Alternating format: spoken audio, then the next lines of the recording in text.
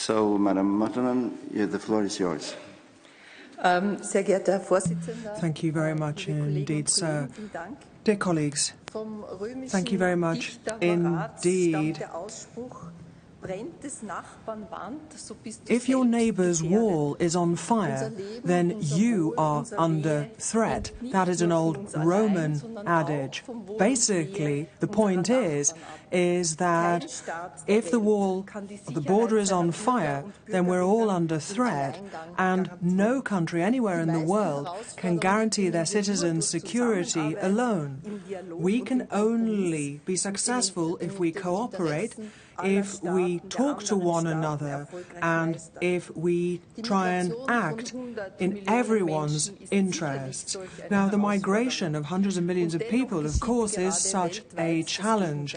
And what we're seeing throughout the world is quite the opposite of what is needed. Too many countries are isolating themselves, looking inwards, trying to come up with national solutions.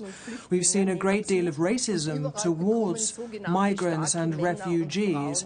And then we've got all kinds of so-called strongmen and women coming to the fore because they say, we have got a ready-made solution, but those solutions tend to be selfish, national solutions. And so that is why we do not need to engage in dialogue with such populists. We run the risk of having splits in society, and if we want to prevent that, then we have to work together. We have to demonstrate to people that there is an alternative, that there is no such thing as an overnight solution. Rather, we have to point the way ahead to a peaceful and inclusive solution. We have to have the kinds of solutions which take national security seriously, but at the same time are fully cognizant of the rights of citizens of the country as well as migrants. We have to try and successfully tackle racism and xenophobia. We need the kind of solution which tackles the root causes of migration and refugees. We have to support the countries which neighbour Syria and which have taken in the lion's share of refugees. Now, I grant you that we are faced with huge domestic political challenges, and just a month or so ago I met a delegation from Turkey.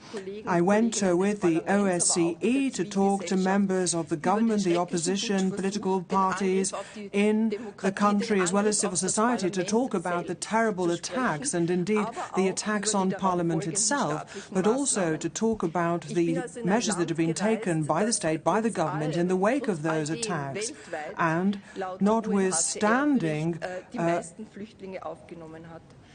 efforts worldwide, the UNHCR report suggests that Turkey has taken in by far the largest number of refugees, but we should not forget Jordan and Lebanon in that equation, ladies and gentlemen. It is important that we press for a peaceful and inclusive solution to the conflict. In past years, we in the OSCE have carried out many fact-finding missions to the Turkish-Syrian border as well as to Syria, and I believe that we've been successful.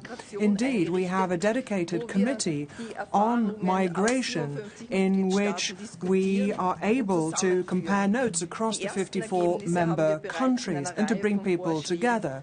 And the upshot is that we've been able to present a number of proposals to all of our member states on the basis of the information that we have gathered, and indeed from our own experiences. And we are obviously available to not only governments but to all parliamentarians when it comes to sharing our information. We want to make sure that we have interparliamentary dialogue and that discussions are open to all, and you certainly are most welcome. Thank you very much, and I hope that we are successful in our cooperation. Thank you.